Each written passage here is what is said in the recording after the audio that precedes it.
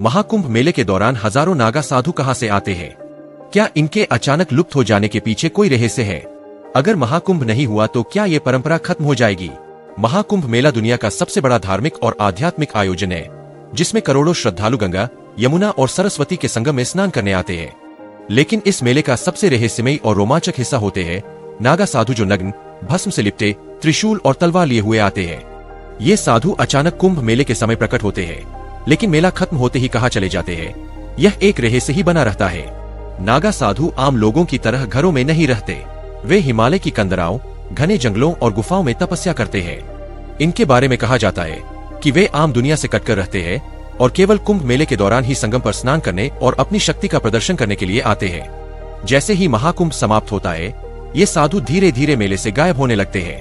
कुछ साधु पर्वतों की ओर लौट जाते हैं, कुछ नेपाल और तिब्बत की ओर प्रस्थान कर जाते हैं और कुछ अज्ञात स्थानों पर जाकर अपनी साधना में लीन हो जाते हैं। क्या नागा साधु सामान्य लोगों के बीच रह सकते हैं?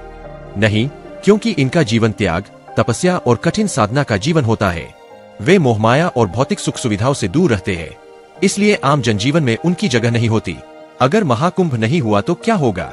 सदियों पुरानी परंपरा टूट जाएगी। महाकुंभ केवल एक धार्मिक मेला नहीं, बल्कि हिंदू संस्कृति की आत्मा है। अगर यह मेला बंद हो गया तो कई पुरानी परंपराएं धीरे धीरे विलुप्त हो सकती है।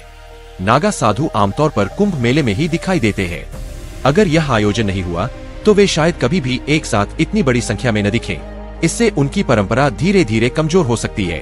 कुंभ मेला सिर्फ स्नान करने का स्थान नहीं, बल्कि यह योग, ध्यान, तपस्या और आध्यात्मिक ऊर्जा को संचित करने का अवसर होता है। अगर यह आयोजन हुआ तो आध्यात्मिक ऊर्जा का यह प्रवाह रुक सकता है। महाकुंभ न केवल एक धार्मिक पर्व है, बल्कि यह भारत की सनातन संस्कृति, परंपरा और अध्यात्म का आधार भी है। नागा साधु इस मेले की सबसे महत्वपूर्ण कड़ी है, जो इसके खत्म होते ही रहस्यमयी रूप से अदृश्य हो जाते हैं। अगर यह मेला कभी नहीं हुआ तो हमारी पुरानी परंपराएं कमजोर पड़ सकती है और नागा साधुओं की रहस्यमयी दुनिया भी धीरे धीरे लुप्त हो सकती है। तो क्या आपने कभी सोचा है कि महाकुंभ और नागा साधुओं का यह रहस्य आखिर कब तक बना रहेगा?